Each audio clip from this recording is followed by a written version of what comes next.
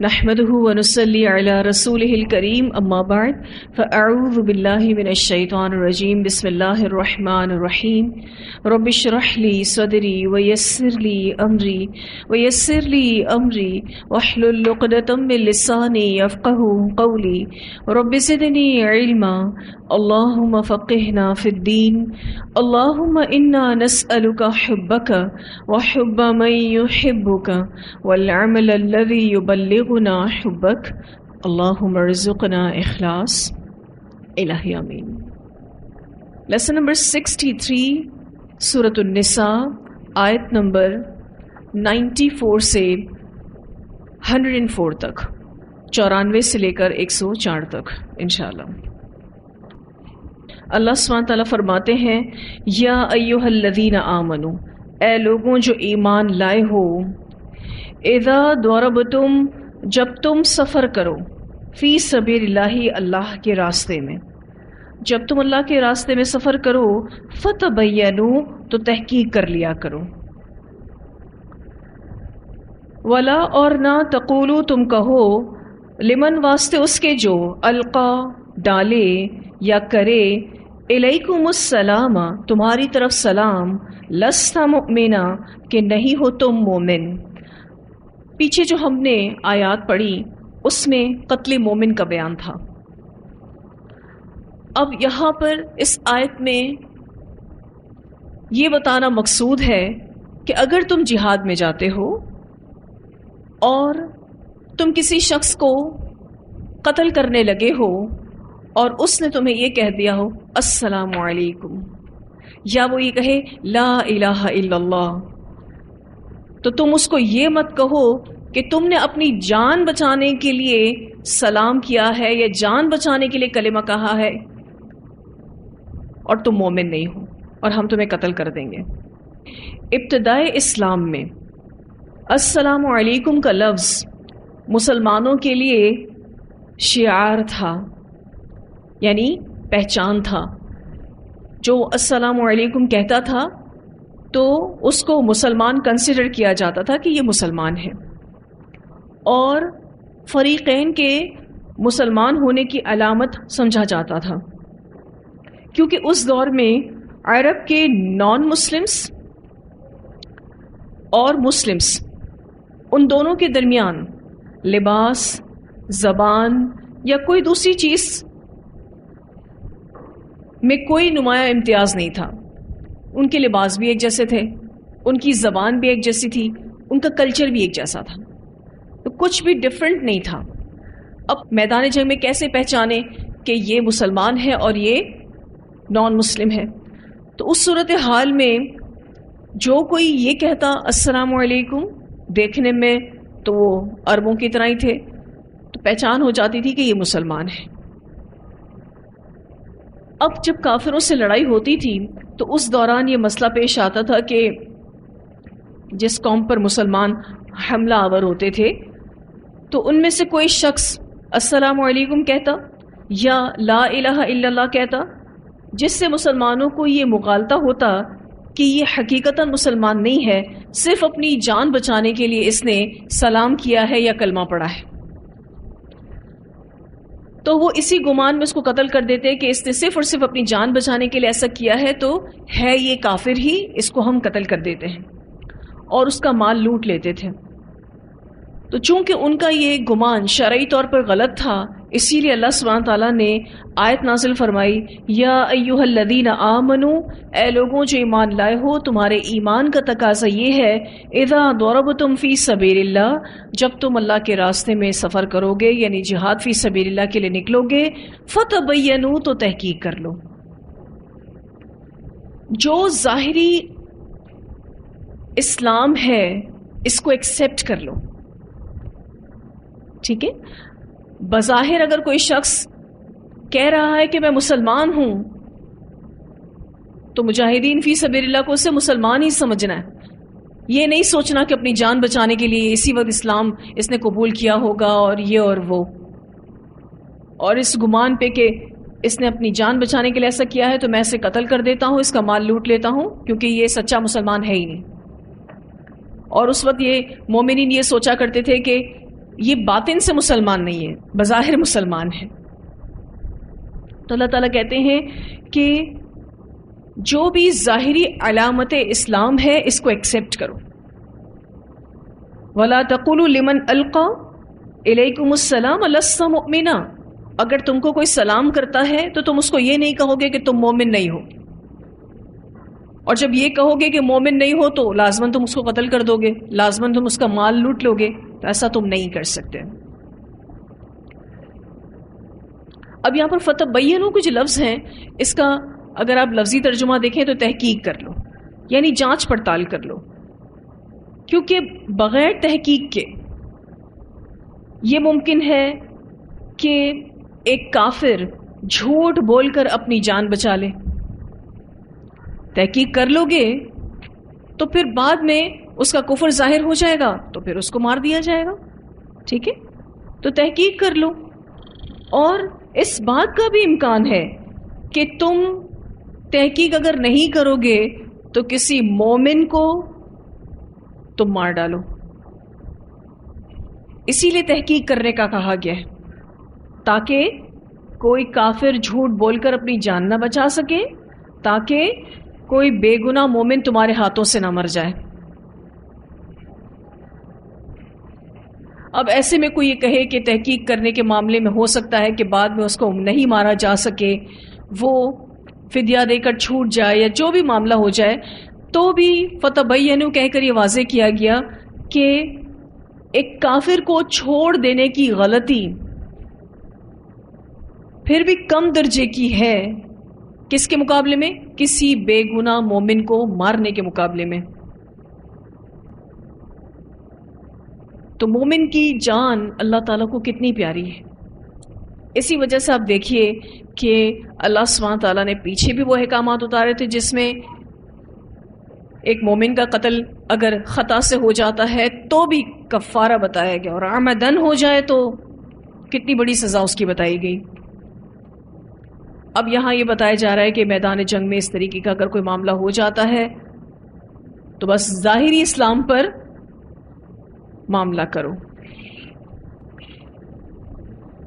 تو سلام کہنا اسلام کی علامت ہے.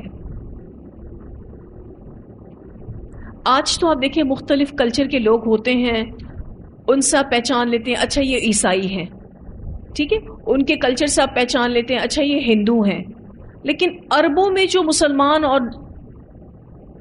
مشرک تھے ان میں کوئی ایسا ڈفرینشیٹ نہیں کیا جا سکتا تھا. ان کا لباس ایک تھا، ان کا کلچر ایک تھا، ان کا رہن سہن ایک تھا، دیکھنے میں وہ ایک جیسے لگتے تھے. تو فرق پھر کس چیز سے پتہ چلتا تھا؟ سلام کرنے سے. اس وقت کا یہ شعار تھا، پہچان تھی. ایک روایت میں آتا ہے حضرت عبداللہ بن عمر رضی اللہ تعالیٰ عنہ سے روایت ہے کہ ایک جنگ میں خالد بن ولید نے لوگوں کو مارنا شروع کیا. خالد بن ولید رضی اللہ تعالیٰ عنہ جرنیل صحابہ، انہوں نے لوگوں کو مارنا شروع کیا، حالانکہ وہ لوگ کہہ رہے تھے کہ ہم نے اپنا دین بدل دیا ہے، یعنی ہم مسلمان ہیں. جب آپ صلی اللہ علیہ وسلم نے یہ سنا تو فرمایا یا اللہ میں خالد کے اس کام سے بری ذمہ ہوں. اسے بخاری نے روایت کیا ہے. یعنی حضرت خالد بن ولید کو وہ لوگ کیا کہہ رہے تھے کہ ہمیں آپ مت مارو، ہم مسلمان ہیں، لیکن خالد بن ولید نے پھر بھی ان کو قتل کر دیا، یہ سوچتے ہوئے کہ یہ اپنی جان بچانے کے لیے ایسا کہہ رہے ہیں. تو آپ صلی اللہ علیہ وسلم نے کیا فرمایا کہ میں خالد کے اس عمل سے بری ذمہ ہوں، یعنی میں نے اس کو ایسی تعلیمات نہیں دی ہیں، یہ اپنی مرضی سے یہ کر کر آیا ہے. بعض روایات میں آتا ہے کہ آپ صلی اللہ علیہ وسلم نے ایسے مقتولوں کی دیت بھی دی جو اس طریقے سے قتل کیے گئے، تو پھر ان کی دیت بھی نبی اکرم صلی اللہ علیہ وسلم نے دی. ایک اور روایت میں آتا ہے سیدنا عبداللہ بن عباس رضی اللہ تعالیٰ عنہما بیان کرتے ہیں کہ ایک شخص اپنی بکریوں کے پاس تھا کہ چند مسلمان اس کے پاس پہنچے. اس نے کہا السلام علیکم. مسلمانوں نے اس کے مومن ہونے کا یقین نہیں کیا، اسے پکڑا اور قتل کر دیا اور اس کی بکریوں کو قبضے میں لے لیا. اس موقع پر اللہ تعالیٰ نے یہ آیت نازل فرمائی وَلَا تَقُولُوا لِمَنْ أَلْقَى إِلَيْكُمُ السَّلَامَ لَسْتَ مُؤْمِنًا تَبْتَغُونَ عَرَضَ الْحَيَاةِ الدُّنْيَا. آگے انشاءاللہ جو ٹیکسٹ آ رہا ہے کہ تم چاہتے ہو دنیا کی زندگی. اسے مسلم نے روایت کیا ہے. ایک اور روایت میں آتا ہے، سیدنا عبداللہ بن عباس رضی اللہ تعالیٰ عنہما بیان کرتے ہیں کہ بنو سلیم کا ایک شخص صحابہ کی ایک جماعت کے پاس سے گزرا جو اپنی بکریاں چرا رہا تھا. اس نے انہیں سلام کیا تو انہوں نے سمجھا کہ اس نے ہم سے بچنے کے لیے سلام کیا ہے، لہٰذا اسے قتل کر دیا اور اس کی بکریاں لے کر نبی اکرم صلی اللہ علیہ وسلم کے پاس آ گئے. تو اس وقت یہ آیت نازل ہوئی. اسے ترمذی نے بھی روایت کیا ہے. یہ حدیث مسلم احمد میں بھی آتی ہے. جو پچھلی حدیث میں نے آپ کو سنائی اس سے ملتا جلتا ہی معاملہ ہے، وہی سیم ہی ہے، لیکن کچھ الفاظ اس میں فرق ہیں. ایک اور روایت میں آتا ہے، مقداد بن اسود رضی اللہ تعالیٰ عنہ فرماتے ہیں کہ میں نے نبی اکرم صلی اللہ علیہ وسلم سے پوچھا کہ بھلا دیکھیے اللہ کے رسول صلی اللہ علیہ وسلم، میں کسی کافر سے لڑائی کروں، وہ تلوار سے میرا ہاتھ کاٹ دے اور پھر مجھ سے بچ کر درخت کے پیچھے چلا جائے اور کہے میں اللہ کے لیے اسلام لایا، تو آپ صلی اللہ علیہ وسلم میں اسے قتل کروں؟ آپ صلی اللہ علیہ وسلم نے منع فرمایا. پھر میں نے کہا اگرچہ اس نے میرا ہاتھ کاٹ دیا پھر بھی؟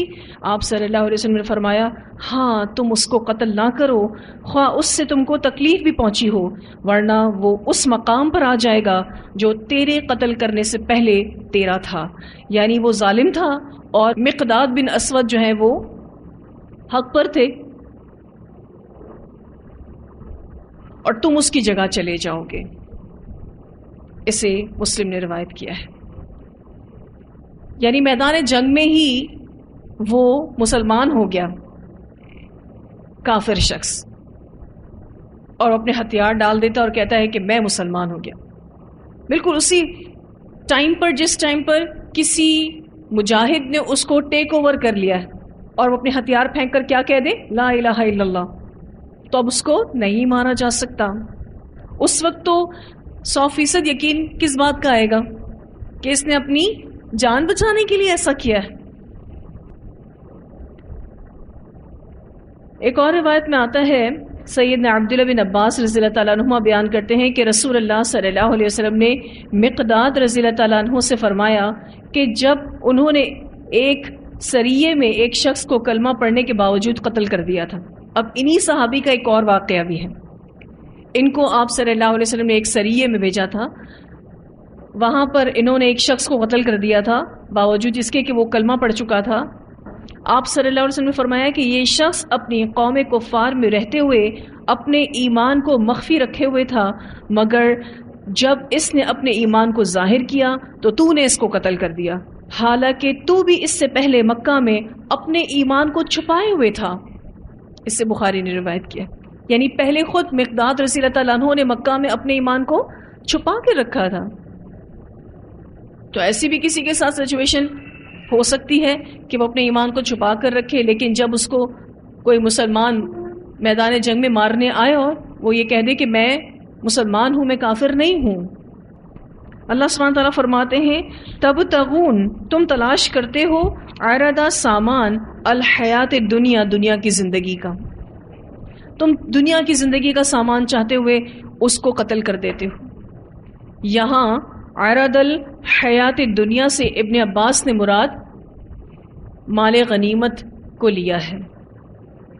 تو عام طور پر یہ حرکات دنیا کے وقتی فائدے کو دیکھ کر یا پھر جذباتی احساسات کے ساتھ ہو جاتی ہیں کہ فوری طور پر اس شخص کو قتل کر دیا جائے جس نے اسلام کا اظہار کر بھی دیا ہے. تو عام طور پر یہ حرکات دنیا کے وقتی فائدے کو دیکھ کر یا پھر جذباتی احساسات کے ساتھ ہو جاتی ہیں. تو اللہ سبحانہ تعالیٰ ان کو جواب دیتے ہیں فعند اللہ، تو اللہ کے پاس ہیں، مغانم، غنیمتیں، کثیرۃ، بہت سی، اللہ کے پاس بہت سی غنیمتیں ہیں تمہارے لیے اور وہ بہت ہی بہتر ہیں. کذالک، اسی طرح، کنتم، تھے تم، من قبل، اس سے پہلے. تم اپنی حالت کو یاد کرو، تم کیا تھے، تم بھی تو ایسے ہی تھے. فمن اللہ علیکم، تو اللہ نے تم پر احسان کیا، تمہیں اسلام عطا کر کے تمہیں مومن بنا کر اللہ نے تم پر احسان کیا. فتبینوا، تو تحقیق کر لیا کرو. دوبارہ سے تاکید کے لیے کہا جا رہا ہے کہ دیکھو جانچ پڑتال کر لیا کرو. وضاحت طلب کر لیا کرو، کیونکہ اگر تم نے وضاحت طلب نہ کی تو ہو سکتا ہے کہ تم کسی بے گناہ مومن کا قتل کر دو۔ ان اللہ، بے شک اللہ تعالی، کانا ہے، بما ساتھ اس کے جو تعملون تم عمل کرتے ہو، خبیرہ، خبر رکھنے والا۔ ویسے تو یہ آیت ایک مختلف انداز میں حکم بیان کر رہی ہے، لیکن اس سے اہم ترین سبق یہ ملتا ہے کہ لوگوں کے ظاہر پر معاملہ کرنا چاہیے۔ کیوں؟ کیونکہ دلوں کے حال اللہ تعالیٰ جانتا ہے۔ کسی کی نیت پر شک کرنے کا اور فتویٰ دینے کا ہمیں کوئی حق نہیں،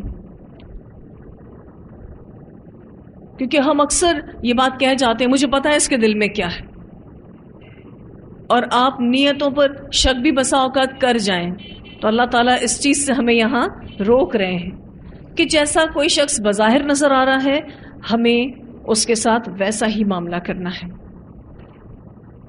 تو اپنے معاملات میں احتیاط برتنی ہے، کبھی کسی کی نیت پر شک نہ کریں، کبھی کسی کے باطن پر بات نہ کریں کہ یہ تو یوں سامنے بہت اچھا بن رہا ہے لیکن اندر سے کیا ہے میں جانتی ہوں، کبھی ایسی باتیں نہ کریں، کیونکہ ہم چاہے کتنے بھی بڑے بڑے دعوے کر لیں ہم کسی کے بھی دل کی حالت کو پوری طرح سے نہیں جانتے، اور اگر تھوڑا بہت اندازہ ہمیں ہو بھی تو بھی ہمیں کچھ باتیں کرنے سے منع کر دیا گیا ہے، اور ان باتوں میں ایک بات یہ بھی ہے،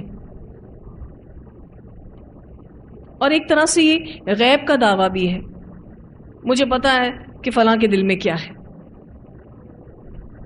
وہ دل سے کتنا مخلص ہے مجھے سب پتا ہے۔ کیسے پتا؟ ہمیں کیا پتا؟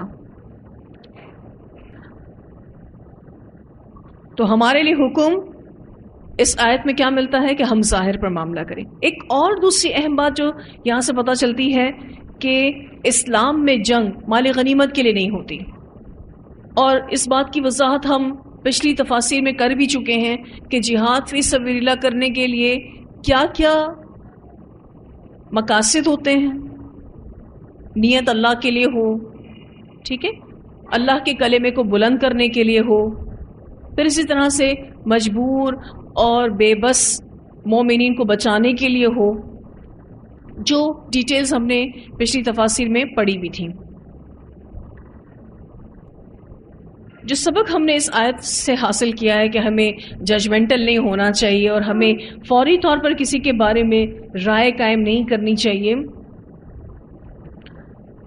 اگر کسی کے بارے میں ہمیں تھوڑا بہت اندازہ ہو بھی اور ہم گمان کریں بھی تو بھی فوری طور پر کوئی ایکشن نہیں لینا چاہیے۔ یہاں اس بات سے بھی روکا جا رہا ہے۔ ہم کیا کرتے ہیں؟ کسی کے بارے میں اندازے لگاتے ہیں اور پھر فوراً سے کوئی نہ کوئی رد عمل اختیار کرتے ہیں، ری ایکشنری ہو جاتے ہیں، جس کی یہاں ممانعت کی جا رہی ہے۔ اس کی چھوٹی سی مثال میں آپ کو دوں گی عام زندگی سے۔ مثلا ہم گھر میں داخل ہوئے اور ہمارا سب سے چھوٹا بچہ رو رہا تھا، ہم نے اس سے پوچھا کہ کیا ہوا بیٹا، اور اس نے کہا بڑے بھائی نے مارا ہے۔ اب بڑے بھائی سے پوچھے بغیر اس کے خلاف کارروائی شروع کر دی۔ بعد میں اصل حقیقت کا پتہ چلا کہ غلطی تو چھوٹے بچے کی تھی۔ اب تحقیق نہ کرنے کی وجہ سے آپ دیکھیں کہ ایک تو گھر کا ماحول خراب ہوا، ظلم ہوا، ٹھیک ہے۔ تو بسا اوقات جب سچائی کھلتی ہے تو شرمندگی ہوتی ہے اور ندامت ہوتی ہے۔ پھر یہ بات صرف گھر کی ہی نہیں ہے، ہر معاملے میں بہت احتیاط برتنی چاہیے، اور جو بھی سمجھدار لوگ ہوتے ہیں، میچور لوگ ہوتے ہیں، وہ کبھی بھی فوری سے رد عمل کا شکار نہیں ہوتے، ٹھیک ہے۔ اگر ہم ان معاملات میں محتاط نہیں ہوں گے تو پھر ہم ظالموں میں شمار ہو جائیں گے، اور یہ بہت بڑی کمزوری ہے انسان کی کہ یہاں بات سنتا ہے، یہاں کامنٹ دیتا ہے۔ اچھے کامنٹ دینے میں تو ہم پھر بھی دیر لگاتے ہیں، لیکن برے کامنٹس دینے میں ہم فوری طور پر آگے ہو جاتے ہیں۔ پھر جو اتھارٹیز اللہ تعالیٰ نے آپ کو دے رکھی ہیں، جو اختیارات، جو پاورز اللہ تعالیٰ نے آپ کو دے رکھے ہیں، جیسے ہم والدین ہیں تو ہمیں اپنے بچوں پر اتھارٹی ہے، تو ہم اپنی اتھارٹیز کا مس یوز نہیں کر سکتے، اس کا غلط استعمال نہیں کر سکتے، ٹھیک ہے۔ بالفرض آپ دیکھیں تو کسی جگہ کسی ادارے میں کوئی لیڈر ہوتا ہے، کسی کمپنی کا کوئی باس ہوتا ہے، اب اس کو اپنے کسی امپلائی یا کسی اسٹاف ممبر کی کوئی ایسی بات پتہ چلتی ہے جو مناسب نہیں ہوتی ہے، اب وہ بغیر تحقیق کیے اس کو یا تو ڈسمس کر دے یا اس کے ساتھ کوئی برا رویہ اختیار کرے، بعد میں جب ساری حقیقت کھلے تو یہ بات تو یوں نہیں تھی۔ تو آپ سوچیں ایک لیڈر کے لیے اور ایک باس کے لیے کتنی بڑی شرمندگی اور ندامت ہے، اور ایک اتاولا پن سامنے آتا ہے، ایک بے چینی سامنے آتی ہے۔ جو سمجھدار لوگ ہوتے ہیں پھر وہ بے چین نہیں ہوتے، تو اپنی سوچ پر بھی کنٹرول رکھنا تقویٰ ہے۔ یہاں پر یہی بات بتائی جا رہی ہے، اسی لیے آپ دیکھیں بات شروع کس سے کی جا رہی ہے، یا ایھا الذین آمنو، اے لوگوں جو ایمان لائے ہو، تمہارے ایمان کا تقاضا یہ ہے کہ اپنے معاملات میں احتیاط برتو، ہر معاملے میں تحقیق کر لیا کرو، وضاحت طلب کر لیا کرو، تاکہ تم شرمندگی سے بچو، تاکہ تم کسی بڑے نقصان سے بچو۔ ایک لشکر نبی اکرم صلی اللہ علیہ وسلم نے بھیجا تھا، اور اس کے قائد اسامہ بن زید رضی اللہ تعالیٰ عنہ کو بنایا تھا۔ جب انہوں نے اس پر حملہ کیا اور اس کو شکست دے دی، میں اور ایک انصاری ان کے ایک آدمی سے ملے، تو جب ہم نے اس پر قابو پا لیا تو اس شخص نے لا الہ الا اللہ کہا، تو انصاری اس سے رک گیا، اور یہ اسامہ بن زید کہتے ہیں کہ میں نے اس پر نیزہ چلا دیا جس سے وہ مر گیا۔ تو نبی اکرم صلی اللہ علیہ وسلم نے اسامہ سے کئی بار پوچھا کہ تو نے کلمہ پڑھنے کے بعد اس کو مار دیا؟ بعض روایات میں آتا ہے کہ حضرت محمد صلی اللہ علیہ وسلم نے اسامہ رضی اللہ تعالیٰ عنہ سے پوچھا کہ کیا تو نے اس شخص کے دل کو چیر کر دیکھا تھا کہ اس میں کلمہ ہے بھی یا نہیں؟ اسے بخاری نے روایت کیا ہے۔ کتنا محتاط رہنے کا کہا گیا ہے، اور آخر میں آیت کے کہا گیا ان اللہ کان بما تعملون خبیرا، بے شک اللہ تعالیٰ ہے ساتھ اس کے جو تم عمل کرتے ہو خبر رکھنے والا۔